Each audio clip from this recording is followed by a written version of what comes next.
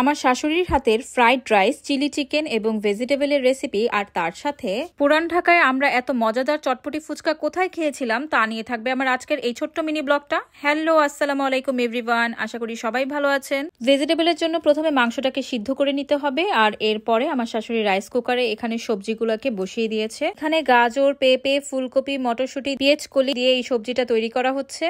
সবজিটা হালকা সিদ্ধ হয়ে আসলে এখন এখানে একটু সয়া সস দিয়ে দিল, কাঁচামরিচটাকে এখানে সুন্দরভাবে কেটে দিয়ে দেওয়া হলো, আর সাথে তো সিদ্ধ করা চিকেনটা তো দিয়েই দেওয়া হয়েছে। এখন এটাকে ভালোভাবে নাড়াচাড়া করে ঢেকে দিতে হবে সবজিটা সিদ্ধ হওয়ার জন্য। এখন দেখছিলাম সবজিটা ভালো মতো সিদ্ধ হয়েছে কিনা, আর একটু সিদ্ধ হবে। এখন এখানে আমরা পরিমাণ মতো লবণ দিয়ে দিলাম। সবজিটা সিদ্ধ হয়েছে দেখে আমরা আগে থেকে গুলিয়ে রাখা কর্নফ্লাওয়ারটাকে এখন সবজির সাথে মিক্সড করে দিব। এখন সবজিটা ভালোভাবে নাড়াচাড়া করে আরেকটু হওয়ার জন্য ঢেকে দিব।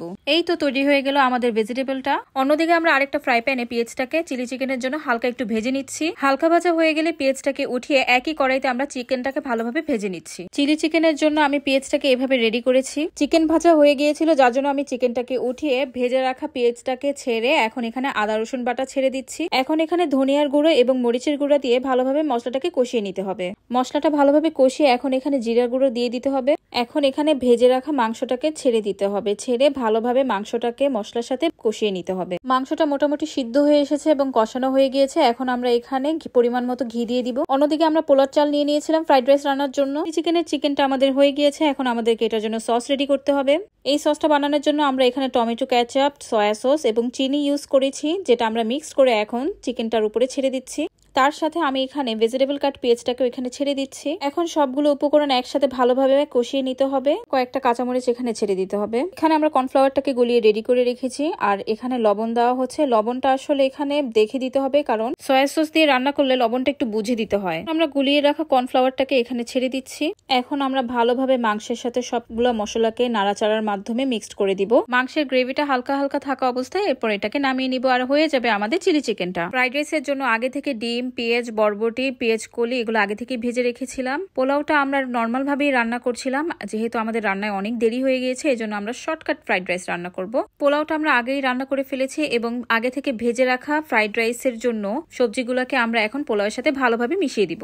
এই তো তৈরি হয়ে গেল আমাদের মজাদার ফ্রাইড রাইস। এই তো আমার শাশুড়ির হাতের মজাদার ফ্রাইড রাইস, আর চিলি চিকেনটা খুবই মজা হয়েছিল আমার শাশুড়ির হাতে, আর ভেজিটেবলটা তো কথাই নেই, সেই মজা হয়েছিল। সত্যি কথা বলতে গেলে চাইনিজ খাবারটা আমার শাশুড়ি আর আমার খুবই ফেভারিট একটা খাবার, আর তার সাথে এত মজাদার চিলি চিকেন ছিল ফ্রাইড রাইসের সাথে, আর ভেজিটেবলটা ছিল। আমি আপনাদের ভাইয়ার জন্য এখন খাবারটা বাড়ছিলাম। গরম গরম খাবারটা আমরা এখন পরিবারের সবাই মিলে একসাথে খাবো। এই তো আমি এখন খাবারটা খাচ্ছিলাম। প্রথমেই আমি এখন চিলি চিকেনটাকে নিয়ে নিলাম খাওয়ার জন্য। চিলি চিকেনটা এত মজা হয়েছিল, আর ভেজিটেবলটা তো আমার কাছে খুবই মজা লেগেছে। আমি খালিও অনেকগুলো ভেজিটেবল খেয়েছিলাম। ওই দিন সন্ধ্যায় রসি আবার আমাকে নিয়ে যায় ফুচকা খাওয়ানোর জন্য, তো আমরা এই মামার দোকানে এসেছিলাম। এটা হচ্ছে গ্যান্ডারিয়াতে। ওনার হাতে চটপটি ফুচকাটা এত মজা হয়, আমার হাজবেন্ড নাকি সেই ছোটবেলা থেকেই ওনার কাছ থেকেই চটপটি ফুচকা কিনে খাচ্ছে। বিলিভ মি, আমি নিজেও ট্রাই করে দেখেছি, খুবই মজা। আপনাদের সুবিধার জন্য আমি আসলে একটু দেখিয়ে দেওয়ার ট্রাই করছি, যে কেউ যদি আসে, ফ্রেন্ডস বেকারির ঠিক উল্টা পাশে এই দোকানটা বসে, সবাই ইজিলি পেয়েও যাবেন আর মজা করে এখানকার ফুচকাটা উপভোগ করতে পারবেন। আমার এই ভিডিওটা আমি আজকে এখানেই শেষ করছি। ভিডিওটা ভালো লাগলে অবশ্যই আমার পেজটাকে লাইক, ফলো এন্ড শেয়ার দিয়ে আমার পাশে থাকবেন। আবার আপনাদের সাথে নেক্সট ব্লগে আমার সাথে দেখা হবে। ততক্ষণে আল্লাহ হাফেজ।